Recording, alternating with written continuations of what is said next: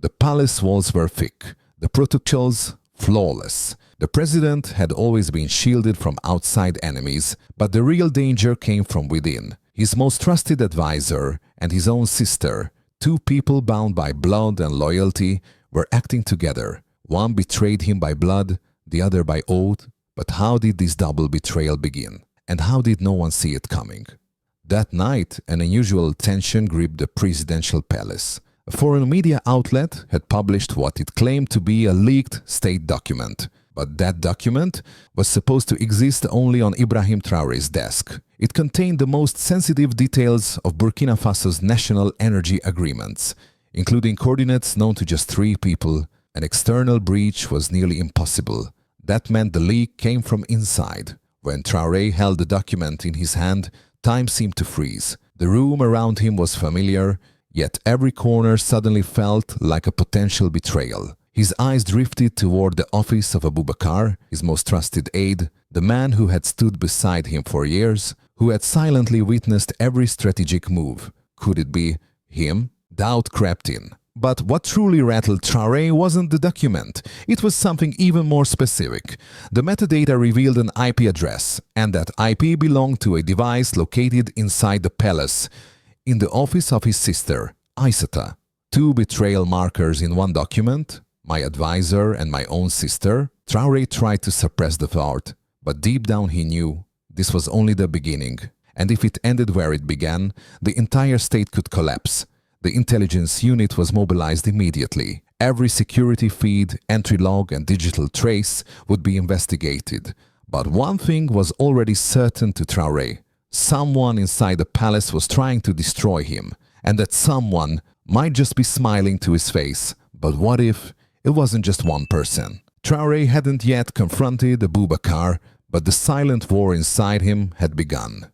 The internal security team, without his direct order, started monitoring everything, especially during the nighttime hours. The first breach surfaced at exactly 2:17 a.m.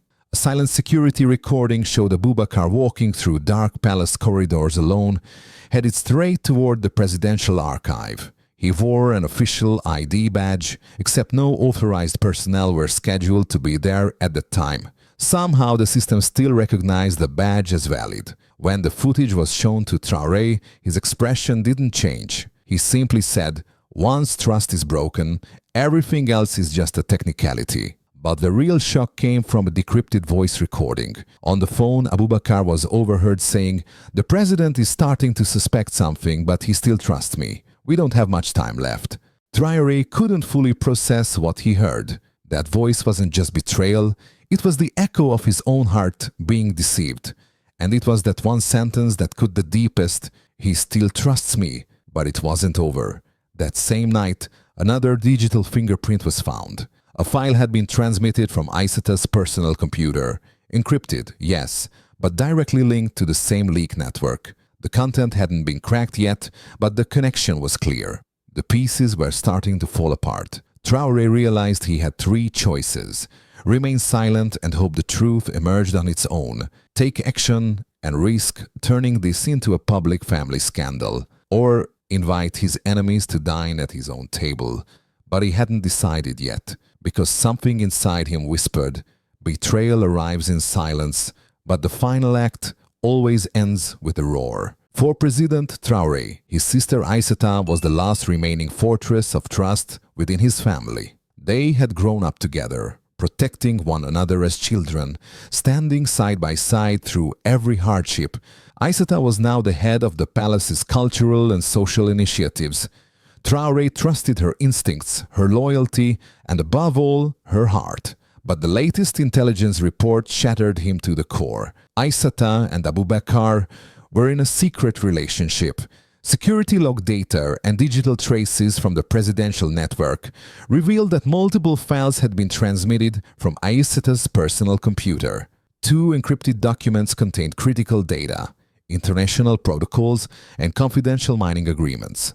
But the real devastation came from a private message exchange between the 2. It was Aissata who had written, "The fact that he still trusts you makes everything easier, but once this is over, we'll finally be free." As Traoré read those words, his eyes froze. These weren't bullets, but they cut deeper. They were words written by his own blood. Love could blind a person, but this blindness now endangered national security. The shadows inside the palace were no longer just suspicions, they had names and voices. Traoré spent the night awake, wrestling with the dual weight of duty and heartbreak. As a leader, it was his job to solve this, but as a brother, his heart was splitting in two. When morning came, he asked himself only one question: which is harder, to protect a nation or to lose your family? This was no longer just a story of espionage. This was betrayal seeping from within the heart. And while Traoré had been searching for the enemy beyond the gates, the war had already made its way inside. Ibrahim Traoré now knew the names of his betrayers, but it wasn't enough to catch them red-handed. The truth had to be undeniable, exposed in a way that the people and the nation itself could never question. Because this betrayal wasn't just committed with documents. It was committed with emotions, and the most painful kind comes when it's carried out by one's own family. The punishment had to be more than legal. It had to echo in the conscience. That night, a silent preparation began within the palace. Abubakar and Aissata were invited to a private dinner. Only three would sit at the table: the president, his advisor, and his sister. The room was simple yet elegant. In the center of the table, untouched files sat like silent judges. Traoré said nothing at first, his eyes fixed on the two people across from him. Aissata looked nervous, but still hopeful.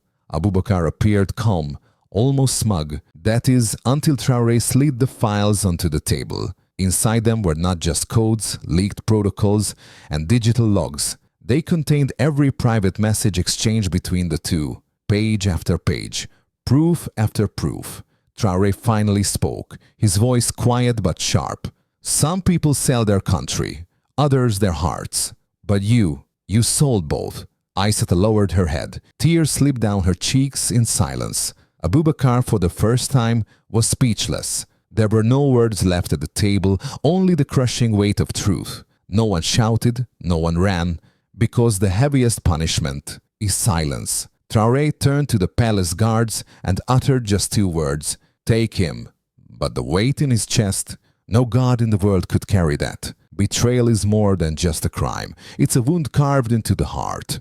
After Abubakar's arrest, the presidential palace fell into a heavy silence. Aissata, by her own will, left the palace behind. She was no longer just the president's sister, nor an innocent public figure in the eyes of the people. She was now part of the dagger that had pierced the heart of a nation.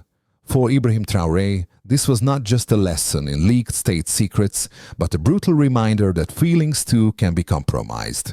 And the deepest pain came not from suspicion, but from possessing evidence so undeniable, even denial became impossible. The media never learned the full story. Traoré made only one public statement, never naming names. He simply addressed the nation with these words: "The hardest battle for a leader is not against enemies, but against those he trusts most." That sentence echoed across the country. The people felt his personal tragedy, but more importantly, they saw how it hadn't weakened him. It had forged a stronger, more resolute leader. From that day forward, Traoré reinforced the internal intelligence network. Palace security protocols were rewritten. Every member of his inner circle was quietly re-evaluated. But the most profound shift happened within him. He no longer guarded just the state. He began guarding his heart. His leadership was no longer defined by office alone, but by a will that had been scarred and survived. Late one night, he opened his notebook and wrote a single line, then read it over and over in silence. Protecting a nation is easy, but protecting your heart takes a lifetime. The story didn't end there, because betrayal is never just an ending. It's the beginning of deeper vigilance.